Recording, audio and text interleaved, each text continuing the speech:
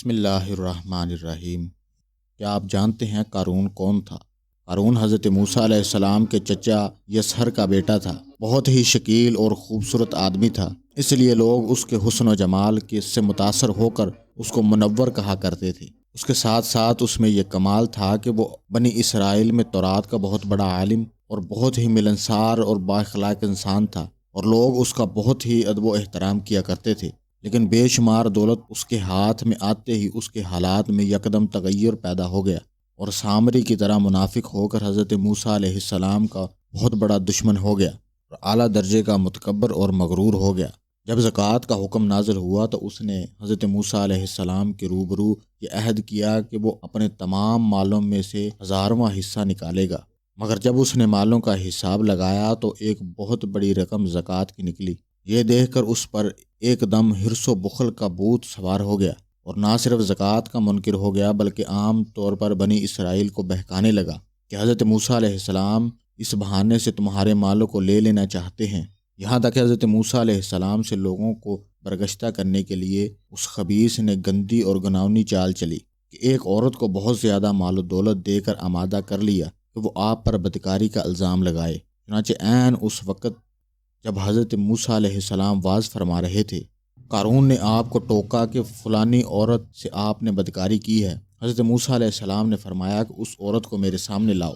چنانچہ وہ عورت بلائی گئی تو حضرت موسیٰ علیہ السلام نے فرمایا کہ اے عورت، اس اللہ کی قسم جس نے بنی اسرائیل کے لیے دریا کو پھاڑ دیا اور عافیت اور سلامتی کے ساتھ دریا سے پار کرا کر فرعون سے نجات دی، سچ سچ کہہ دے واقعہ کیا ہے۔ حضرت موسیٰ علیہ السلام کے جلال سے عورت سہم کر کانپنے لگی، اور اس نے مجمع عام میں صاف صاف کہہ دیا کہ اے اللہ عز و جل کے نبی، مجھ کو قارون نے کثیر دولت دے کر آپ پر بہتان لگانے کے لیے آمادہ کیا ہے۔ اس وقت حضرت موسیٰ علیہ السلام آپ دیدہ ہو کر سجدہ شکر میں گر پڑے، اور بحالت سجدہ آپ نے یہ دعا مانگی، یا اللہ قارون پر اپنا قہر و غضب نازل فرما دے۔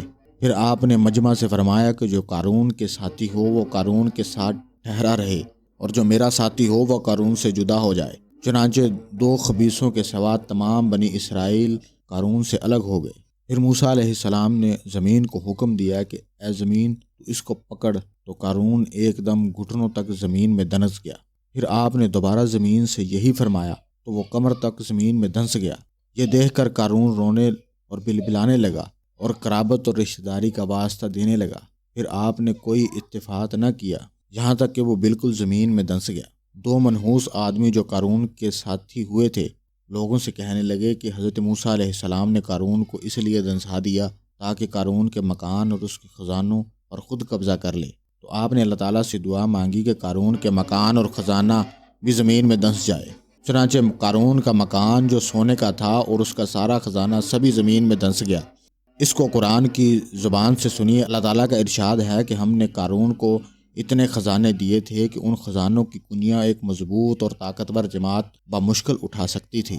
قرآن مجید میں ہے بے شک قارون موسیٰ کی قوم سے تھا، پھر اس نے ان پر زیادتی کی اور ہم نے اسے اتنے خزانے دیے تھے کہ جن کی کنیاں ایک زور آور جماعت پر بھاری تھی۔ حضرت موسیٰ علیہ السلام نے قارون کو جو نصیحت فرمائی وہ یہ ہے کہ جس کو قرآن مجید میں بیان کیا گیا۔ اس خیر خواہی والی نصیحت کو سن کر قارون حضرت موسیٰ علیہ السلام کا دشمن بن گیا۔ غور کیجئے کہ کتنی مخلصانہ اور کس قدر پیاری نصیحت ہے جو حضرت موسیٰ علیہ السلام کے ساتھ ساتھ ساری قوم نے قارون کو سنائی تھی۔ اور جب اس سے اس کی قوم نے کہا ترا نہیں، بے شک اللہ تعالیٰ ترانے والوں کو دوست نہیں رکھتا، اور جو مال تجھے اللہ نے دیا ہے اس سے آخرت کا گھر طلب کر اور دنیا میں اپنا حصہ نہ بھول، اور احسان کر جیسا اللہ نے تجھ پر احسان کیا، اور زمین میں فساد نہ چاہ۔ قارون نے اپنے مال کے گھمنڈ میں اس مخلصانہ نصیحت کو ٹھکرا دیا اور خوب بند سنور کر تکبر اور غرور سے اتراتا ہوا قوم کے سامنے آیا اور حضرت موسیٰ علیہ السلام کی بدگوئی اور ایذا رسائی کرنے لگا۔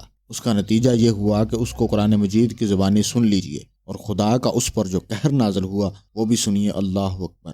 تو ہم نے اسے اور اس کے گھر کو زمین میں دھنسا دیا، تو اس کے پاس کوئی جماعت نہ تھی کہ اللہ سے بچانے میں اس کی مدد کرتی، اور نہ وہ بدلہ لے سکا۔ یہ عبرتناک واقعہ ہمیں درس دیتا ہے اس عبرتناک واقعہ سے ہمیں یہ درس ملتا ہے کہ اگر اللہ تعالیٰ ہمیں مال و دولت عطا فرمائے تو اس فرض کو لازم جاننے کہ اپنے اموال کی زکوٰۃ ادا کرتا رہے اور ہرگز اپنے مال و دولت پر غرور اور گھمنڈ کر کے نہ اترائے، کیونکہ اللہ تعالیٰ ہی دولت دیتا ہے، جب وہ چاہتا ہے پل بھر میں دولت چھین بھی لیتا ہے۔ ہر وقت اس کا دھیان رکھتے ہوئے تواضع اور انکساری کی عادت رکھے اور ہرگز کبھی انبیاء و اولیاء و صالحین کی ایذا رسائی و بدگوئی نہ کرے کہ ان مقبولان بارگاہ الہی کی دعا اور بد دعا سے وہ ہو جایا کرتا ہے جس کا لوگ تصور بھی نہیں کرتے۔ واللہ تعالی عالم۔